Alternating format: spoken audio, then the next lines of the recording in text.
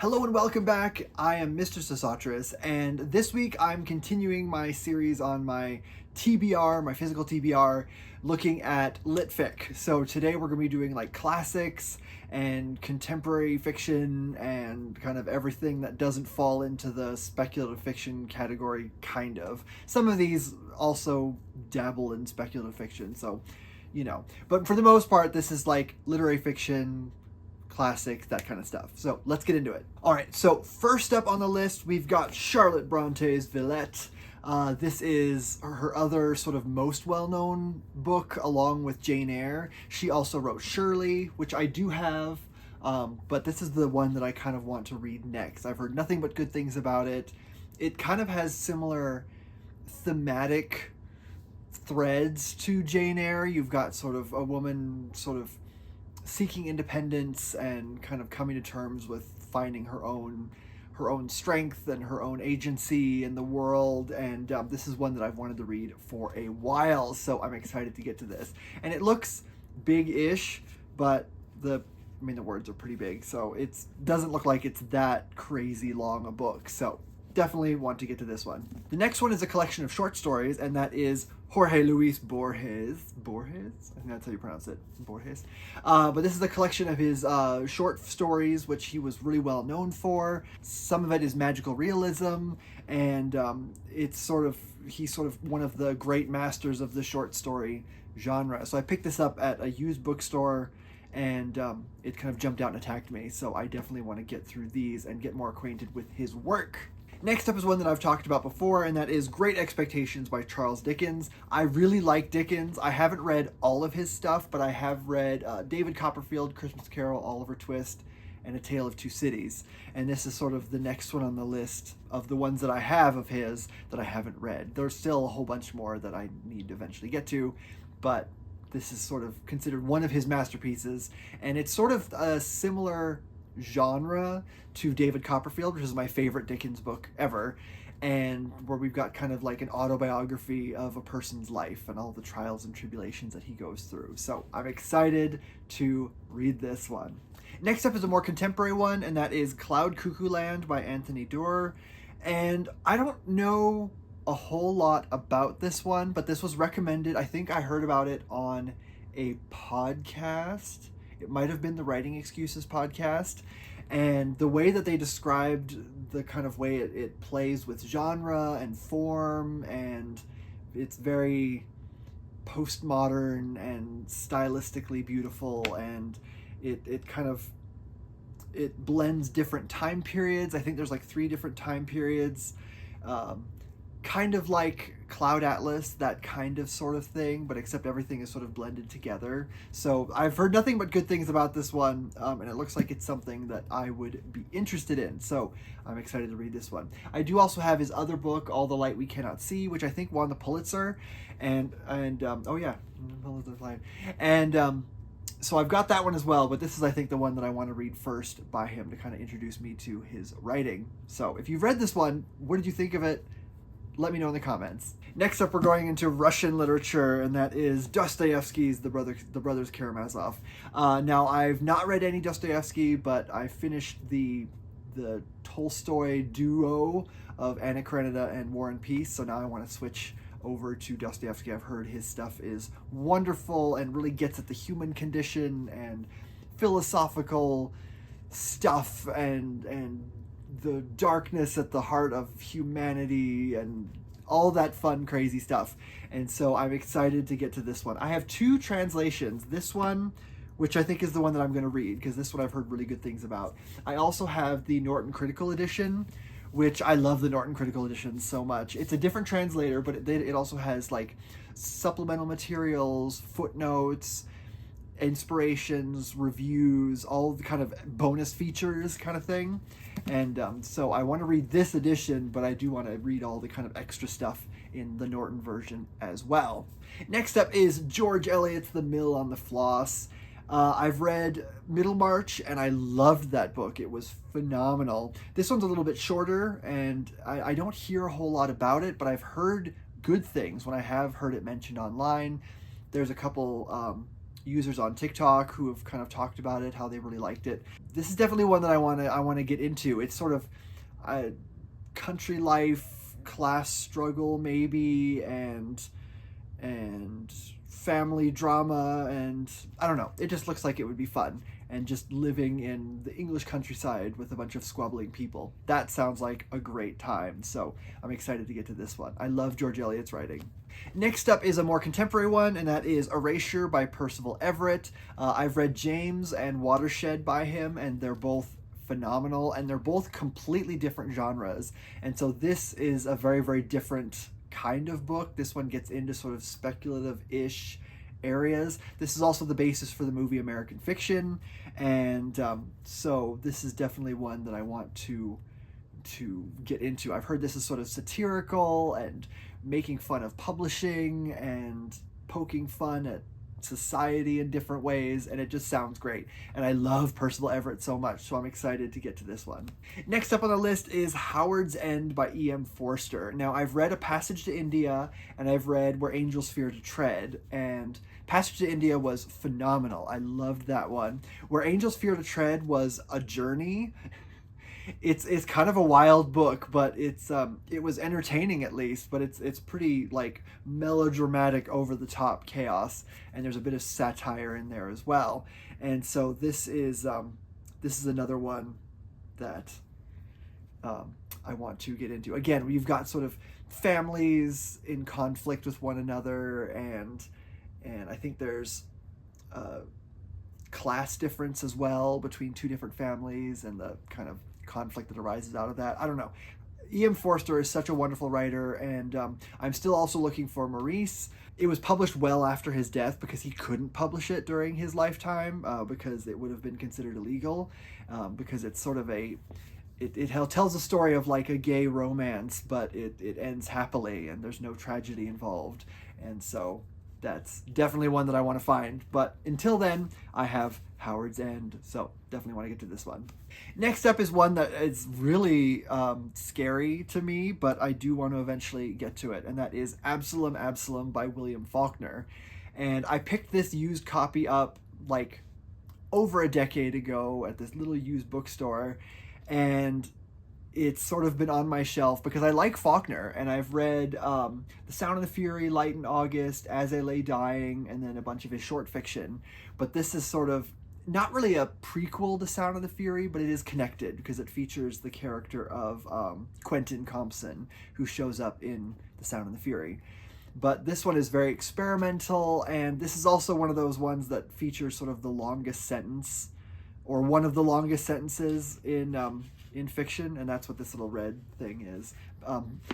Back when I was teaching, I read it out as an example, and it just goes on and on and on and on, and it's, yeah.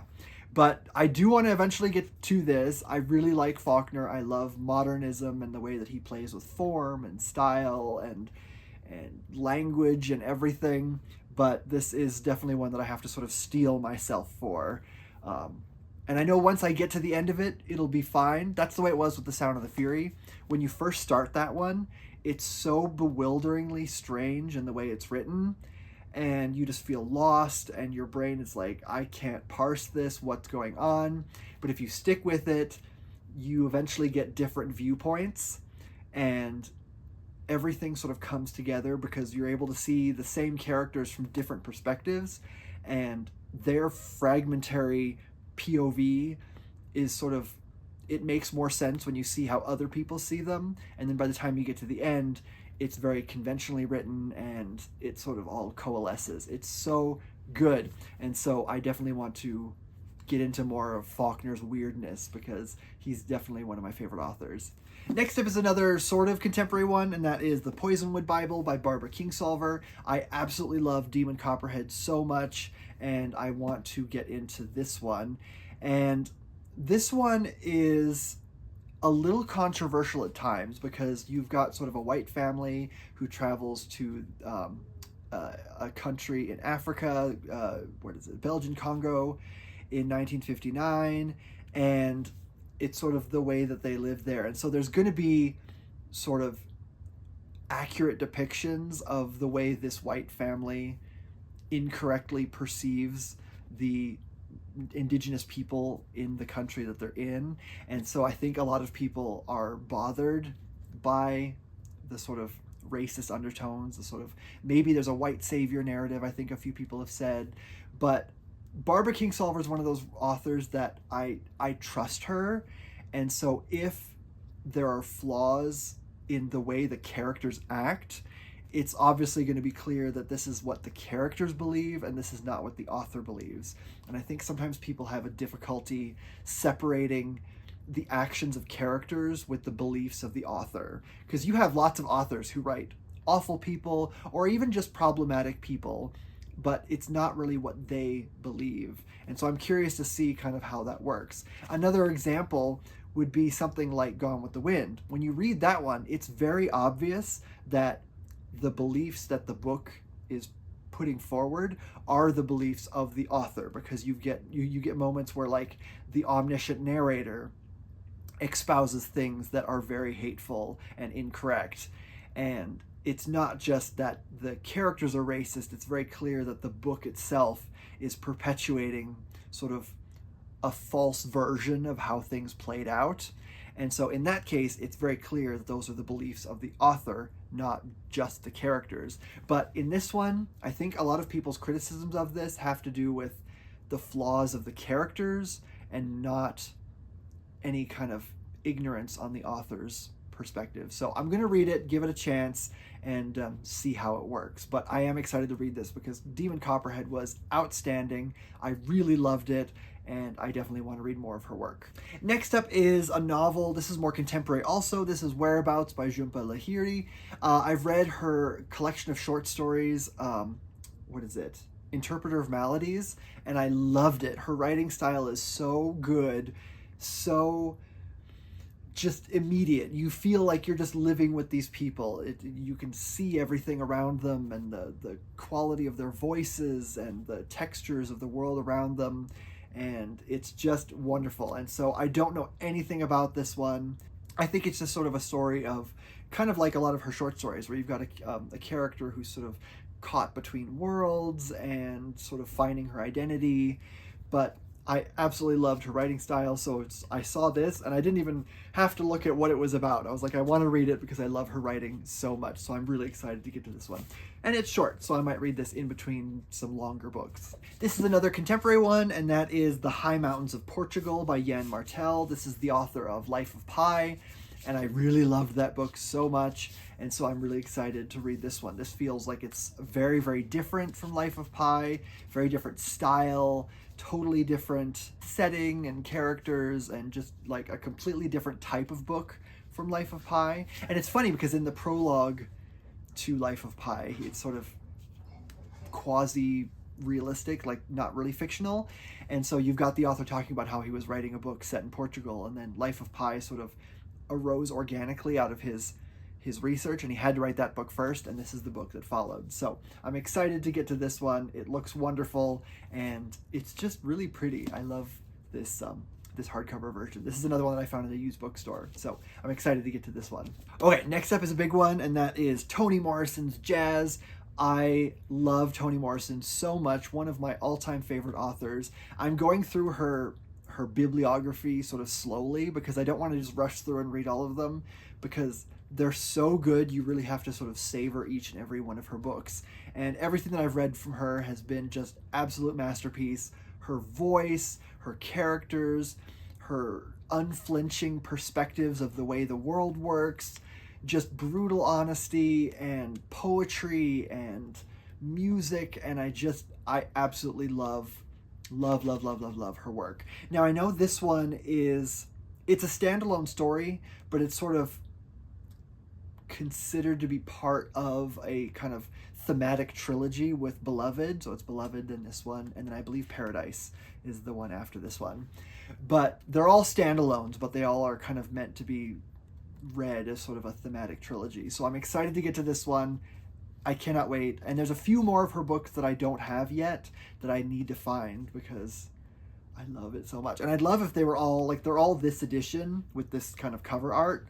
And so I'd love if I could find all of them with like this exact same one, so they all match on the shelf because I love her so much. So I'm excited to get to this one.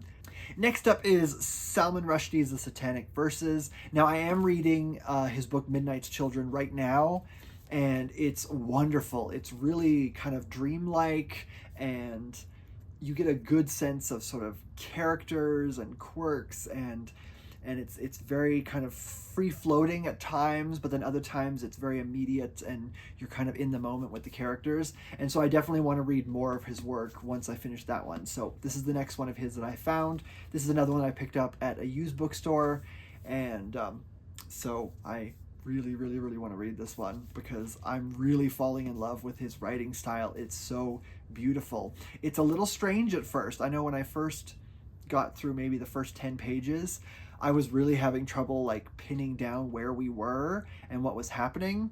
But after a while, it sort of coalesces and you get a sense of kind of the flow of the author's voice and how he's using language and what he's doing. And there's a cat here now. So I'm really excited to read more of his work. And this is the book that was very controversial and angered a lot of people. So of course I want to read it because I love controversial books. Yeah. Next up is Amy Tan, The Kitchen God's Wife. I've read, I think, 4 of her books. 3, let's see, Valley of Amazement, Bonesetter's Daughter, Joy Luck Club. Okay, so I've read 3 of her books, and this is the next one that I have. I also have Saving a Fish from Drowning, and yes. And so I'm really excited to get to this. I really like Amy Tan, the way that she blends sort of the past with the present, the way she shows kind of flawed characters who are disconnected from their cultural heritage and are sort of trying to forge a new identity in America, but while sort of maintaining some kind of connection to their past and their family and the conflicts that arise between family members and all that stuff. Her writing is so good. And so this is one of hers that I have not read yet. And it looks like this one is sort of, again, friendship and the past and present, a lot of themes that she explores in other books. But I'm excited to read more of her work. Plus, I really love this cover art. Now, this is a movie cover, so I apologize. But again, it was a used bookstore, and it was $5. So just bear with me. But that is Vanity Fair by William Makepeace Thackeray. This is a society novel, satirical, digging into kind of the flaws of the upper crust, all that kind of drama and stuff that happened. So of course it's something that I want to read. And this is another kind of hefty-ish book. This one, let's see, it's like 800 pages, so it's another big one. But now that I can like tell myself, it's like, you read War and Peace this year, so any book that's shorter than War and Peace is absolutely doable. So big books sort of feel a little less terrifying. But Vanity Fair, I've wanted to read this one for a while. I've not read anything by this author before, and I've heard that this one has kind of a tragic ending that comes out of nowhere. I might be wrong about that, but I'm kind of excited to see where it goes. But I always love seeing, wealthy, petty people crashing and burning. So I'm excited to get into this one. Next up is a really old one, and that is The Castle of Otranto by Horace Walpole. This is sort of considered one of the earliest Gothic novels. It's sort of one of the foundational texts of the genre, along with The Monk.